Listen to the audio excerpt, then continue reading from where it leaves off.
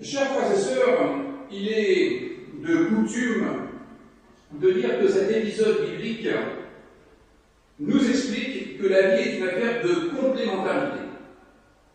Il faut des personnes qui agissent et des personnes qui réfléchissent.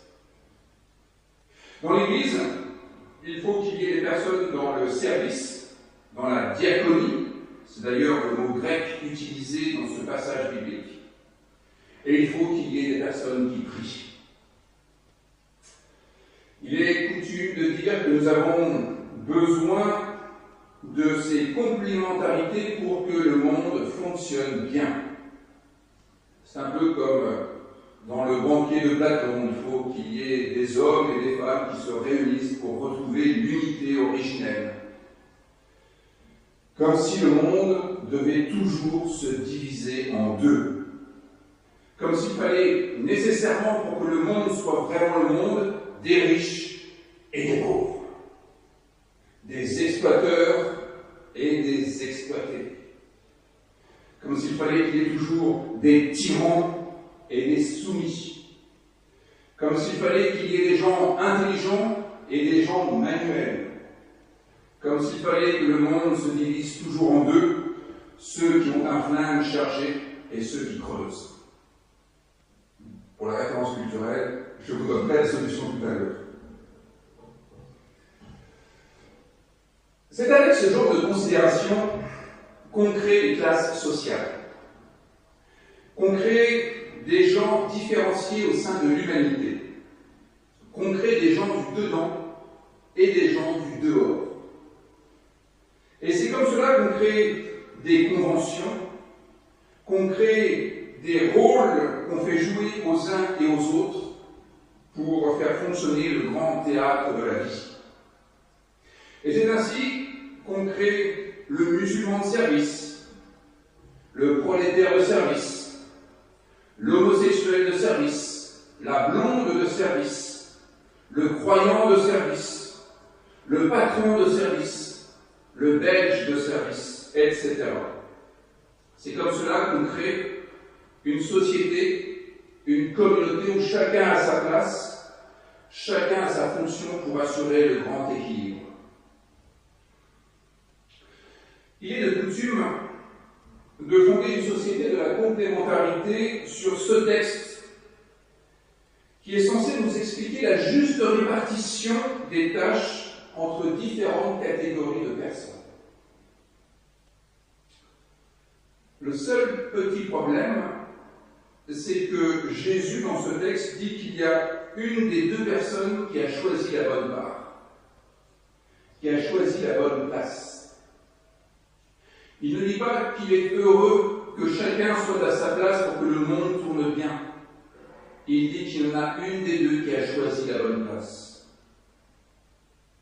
C'est la raison pour laquelle certains pensent que la religion devrait se limiter à se tenir au pied du Christ, à écouter la parole de Dieu, à prier, et certainement pas à s'occuper de diaconie, et encore moins à s'occuper de questions sociales. Mais le principe de réalité pose qu'on ne peut pas se passer des tâches ménagères qui sont loin d'être sans noblesse. Le principe de réalité pose qu'on ne peut pas passer son temps en prière sans s'y abîmer au sens premier du terme. Et même les moines qui ont vu dans ce passage biblique la raison de leur vocation d'une vie entièrement consacrée à la prière, se sont bien rendus compte qu'on ne pouvait pas indéfiniment négliger la question du service. Alors, pour faire bonne figure, on trouve une parade. Les théologiens trouvent toujours des parades. On trouve une parade en disant que nous sommes tous Marthe et Marie, et qu'alternativement, nous sommes Marthe ou Marie, selon les besoins du moment, selon les circonstances. La complémentarité ne serait pas au sein du groupe, mais en chacun de nous. Nous serions tous un peu Marthe et un peu Marie. C'est ce que propose Maître Eckhart, par exemple, dans son sermon 86. Il voit voit dans cet épisode une mise en récit de deux étapes de la vie. La première étape, c'est l'apprentissage. Et c'est Marie qui est la figure de cet apprentissage. Cet apprentissage est indispensable pour pouvoir ensuite se mettre au travail, comme le fait Marthe, figure de la deuxième étape. Autrement dit, l'accomplissement de la vie chrétienne serait effectivement le service, comme Marthe l'illustre de façon exemplaire. Mais au cas là, il faudrait se former, bien évidemment. Et donc, la vie de prière, la vie d'étude serait destinée à se préparer à la vie active. Marie, dans ces conditions, aura pris la bonne place compte tenu de sa situation. Marie est probablement la sœur cadette. Elle avait donc encore besoin d'apprendre son métier pour être ensuite dans la vie active. Plus tard, elle pourra être comme Marthe, sa sœur aînée. Elle pourra tenir la maison. Elle pourra se mettre au service. Elle pourra accueillir le maître avec un grand savoir-faire. Autrement dit, il y a un temps pour apprendre et un temps pour agir. Ce serait le principe de la progression personnelle. Ce serait aller dans le sens du progrès. Mais dans ce cas, quel serait le progrès au juste? De se retrouver à la cuisine? C'est cela le progrès pour Marie. Le progrès, ce serait d'être assez éduqué pour tenir une maison, gérer les fourneaux et tout briquer formidablement. C'est ça le progrès qui est espéré pour Marie. Le progrès, ce serait d'être bien éduqué pour devenir une bonne maîtresse de maison. Vous croyez vraiment que c'est ça la perspective de l'Évangile? Devenir une femme au foyer? La belle affaire. C'est malheureusement ce qu'on fait le plus souvent de l'Évangile. Un argument pour justifier notre morale, pour justifier la place de chacun et pour justifier les équilibres que nous avons formés jusque-là. Des siècles de christianisme, réforme protestante incluse, qui ont fait et qui font encore de l'Évangile un moyen de maintenir un ordre des choses qui n'a pourtant rien d'évangélique. Et je plaide coupable avec les autres, parce que ce type de lecture de la Bible, j'en suis tout à fait capable avec vous. Heureusement, il y a parfois des personnes qui nous ouvrent les yeux et qui nous font découvrir l'évangile de Jésus-Christ sous ce que des siècles de christianisme ont fait de l'évangile.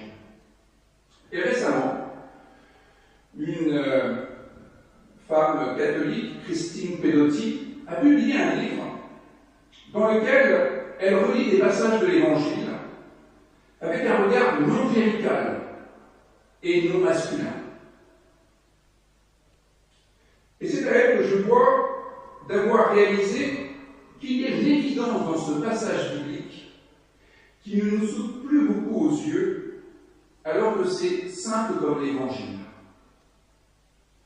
À Marthe, qui se plaint que sa sœur ne l'aide pas en cuisine, à Marthe, qui essaie de culpabiliser son monde parce qu'elle est seule en cuisine, Jésus répond à Marthe que la place de Marie n'est pas en cuisine.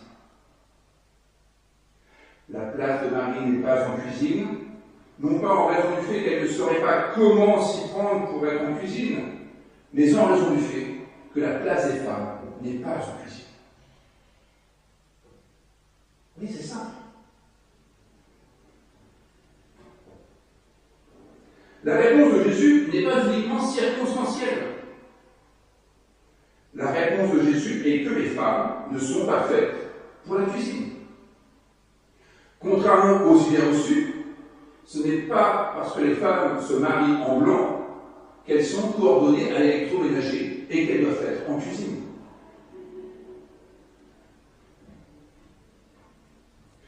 Jésus dit que leur vocation naturelle n'est pas d'être en cuisine.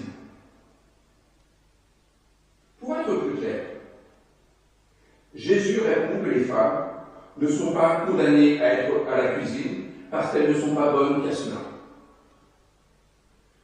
Faisons un petit saut culturel pour nous mettre dans le contexte de la société israélite où Jésus s'exprime.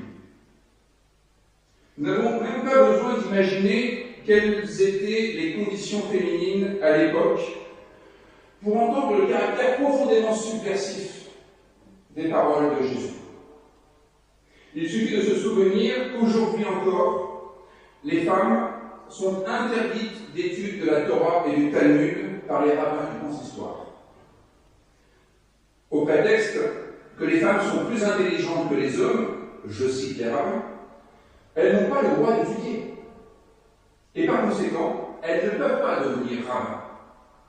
C'est dans le judaïsme libéral, non reconnu par le judaïsme du consistoire, que les femmes peuvent étudier et qu'elles peuvent devenir rabbins. Dans cet épisode biblique, Marie est manifestement dans l'attitude du disciple qui profite de l'enseignement du maître. Et voilà qui est tout à fait subversif. Ce qu'elle fait, en principe, ça ne se fait pas.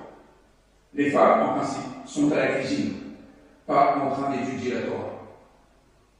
Et que Jésus déclare ouvertement que c'est la bonne place pour une femme est on ne peut plus subversif. Qu'au premier siècle de notre ère, Jésus dit que la condition de la femme n'est pas d'être assignée aux tâches ménagères est proprement subversif. Quand on songe au contenu des manuels d'éducation pour jeunes femmes, encore publiés au milieu du XXe siècle, je ne sais pas si vous avez vu ces horreurs, on se prend à frémir. Jésus dit que les femmes ont le droit d'être disciples. Jésus dit que les femmes ne sont pas tenues d'être confinées à la cuisine, synecdoque pour toutes les tâches ménagères. Jésus ne fait pas que relativiser la position de Marthe. Il la disqualifie en tant que norme. Une norme qui devrait être imposée à toutes. Jésus récuse la bonne place pour une femme, ce serait là où Marthe s'est elle-même condamnée, et où elle veut condamner sa sœur également. Ce que Jésus fait, c'est d'engager un processus de libération, aussi bien de Marthe que de toutes les femmes, à vrai dire. Marthe qui est comme aliénée à sa condition féminine. Marthe est comme aliénée parce qu'elle s'est elle-même condamnée à tenir ce rôle. Personne ne l'y oblige, mais les conventions sont tellement fortes qu'elle s'est soumise à cet ordre des choses et elle veut le transmettre à sa sœur cadette. Jésus entend libérer Marthe de cette aliénation qui la condamne à un rôle social aussi défini que définitif. Dire qu'en France, il aura quand même fallu attendre le XXIe siècle pour que ce bout d'évangile s'incarne, qu'on y voit un peu plus clair. Et encore, tous les prédicateurs ne seraient pas d'accord pour dire cela de ce passage d'évangile. Aujourd'hui encore, on continue à faire de ce texte un texte absolument conventionnel, coercitif, qui dit que chacun doit être à sa place et les vaches seront bien gardées. Alors il serait peut-être précieux que nous n'attendions pas 20 autres siècles pour tirer toutes les conséquences de ce passage biblique, pour tirer toutes les conclusions qui s'imposent. Non seulement prenons immédiatement nos responsabilités en lisant la Bible sans nos vers correcteurs, qui affadissent le sens des textes bibliques, mais prenons aussi toute la démesure de cet enseignement proposé par cet épisode biblique. Et ne laissons pas aux seules femmes le soin de profiter de l'Évangile. Messieurs, prenons nous aussi notre part de responsabilité et notre part d'Évangile. En effet, si ce texte bouleverse social qui absorbe les femmes, il ne doit pas être seulement limité à la condition féminine. La libération doit être universelle. Cet évangile proclame que nul ne devrait jamais être assigné à une posture, à une fonction, à une tâche. Sans quoi, on crée un ordre social qui oblige tout le monde à tenir un rôle alors que cela ne lui convient pas forcément. Utiliser ce texte biblique pour maintenir un ordre social, c'est revenir au Moyen-Âge, à l'époque où il existait des États, la noblesse, le tiers-État. On naissait noble, alors on mourait noble.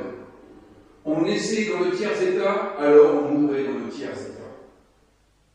Souvenons-nous à quel point quelqu'un comme Jean Calvin a pu être subversif et casser cet ordre des choses, casser cet ordre social par cette machine de guerre terrible que fut la double prédestination, qui disait que notre dignité ne dépendait pas de notre naissance ou du statut social de nos parents. Ce texte biblique nous invite à cesser de créer des légions de personnes frustrées de ne pas pouvoir exercer leur talent, de ne pas pouvoir aller dans le sens de leurs désirs, de ne pas pouvoir intégrer la notion de plaisir dans leur vie quotidienne. Alors, pensons à notre actualité une fois de plus et songeons à ce que peut bien signifier des revendications liées au pouvoir d'achat. Cela signifie que si ces revendications liées au pouvoir d'achat sont satisfaites par des hausses de salaire, par la baisse de taxes, eh bien les personnes seront les mêmes avant et après négociation. Au fond, les personnes n'auront pas changé. Elles n'auront pas changé de statut. Elles n'auront pas changé de dignité. Elles n'auront pas changé de vocation. Le regard porté sur ces personnes n'aura pas changé non plus. Songeons à ce que signifient toutes ces négociations, tous ces accords qui jouent sur les chiffres, qui modulent les charges, qui accordent quelques aides financières supplémentaires. Elles signifient que l'argent est ce qui détermine notre vie. Elle signifie que c'est l'argent qui conditionne notre vie. Et pour le dire avec quelques économistes, tout cela n'est qu'aliénation. Tout cela n'est qu'un moyen de maintenir les choses en l'état en faisant en sorte que personne ne s'intéresse à l'essentiel et que tout le monde continue à s'occuper du superflu et que tout le monde reste absorbé par les tâches quotidiennes. Ces revendications financières sont le signe d'une profonde aliénation qu'il faudrait pourtant neutraliser. Ce que l'Évangile proclame ici, c'est que nul n'est soumis à un ordre des choses qui le contraindrait à une posture sociale. Nul n'est dépendant d'un ordre des choses qui l'obligerait à n'être bon qu'à des tâches subalternes. Et c'est là qu'une réelle résurrection est nécessaire. Une résurrection qui consiste à relever l'ambition de ceux qui n'ont que la question financière à l'esprit. Voyez comme cet évangile ne met pas la question matérielle de côté. Il la relativise. Voyez comme cet évangile ne dit pas que la question matérielle est indifférente. Cet évangile remet simplement chaque chose à sa juste place. Relever l'ambition de ceux qui n'ont que la question financière à l'esprit, ceux qui les condamnent à demeurer dépendants des fluctuations économiques, sans la moindre indépendance possible. À Marie, qui se pensait liée intrinsèquement à Marthe, qui se pensait liée intrinsèquement à la cuisine, correspondent des centaines de milliers de personnes qui se pensent intrinsèquement liées à l'emploi qu'elles occupent actuellement, au lieu qu'elles habitent actuellement, depuis des générations, peut-être parfois, et des personnes qui se sentent intrinsèquement liées au statut social qu'elles occupent actuellement. Ce passage d'Évangile déclare que nous valons bien plus que ce à quoi nous sommes aliénés. Nous sommes capables de bien plus que ce qu'on dit de nous. Nous sommes capables de bien plus que ce qu'on nous dit de faire ou ce que nous nous infligeons nous-mêmes. Et c'est cette liberté-là qu'il faut revendiquer. C'est à cette liberté-là que ce texte nous invite. Non pas se contenter de mesures à la marge, non pas se contenter de bouts de sparadrap, non pas se contenter de pouvoir réussir nos fins de mois. Nous sommes capables de bien plus que cela. C'est la liberté de pouvoir transcender les systèmes de classe, les réseaux d'influence, les cercles de copinage. C'est la liberté de pouvoir transfigurer l'image de soi qu'il faut revendiquer. Pour cela, il faut entendre l'évangile de Jésus-Christ, qui récuse le fait qu'on soit condamné à reproduire les schémas classiques, qui récuse qu'on soit condamné à être bon qu'à demeurer dans notre état initial. C'est la liberté de pouvoir devenir disciple. Autrement dit, de pouvoir apprendre un nouveau métier, d'acquérir de nouvelles compétences, de découvrir de nouveaux centres d'intérêt, d'avoir de nouveaux rêves, de hisser notre niveau d'espérance. Voilà ce qu'il faut revendiquer. Non pas simplement avoir un compte en banque qui nous permet de tenir jusqu'à la fin du mois, mais de pouvoir avoir une vie dont on est fier. Avoir une vie qui nous permet de faire valoir nos talents. Avoir une vie qui représente véritablement quelque chose. Avoir une vie qui a du sens. Avoir une vie où nous sommes non seulement disciples, où nous sommes non seulement acteurs, mais une vie où il est possible d'avoir cette charge symbolique qui fait de nous un être humain responsable. Ne pas être en permanence dépendant des aides que nous recevons. Ne pas être en permanence dépendant d'un patron. Ne pas être en permanence dépendant d'un leader spirituel. La liberté de pouvoir devenir disciple, c'est la liberté d'être libre, véritablement libre, de pouvoir exercer sa propre faculté de jugement. La liberté de pouvoir mener sa vie, la liberté de pouvoir faire des choix personnels. Et cela demande toute l'éducation que Marie est en train de recevoir. On ne peut pas se contenter d'être simplement assigné aux tâches ménagères. C'est la liberté de pouvoir exercer ses responsabilités qu'il faut revendiquer. Amen.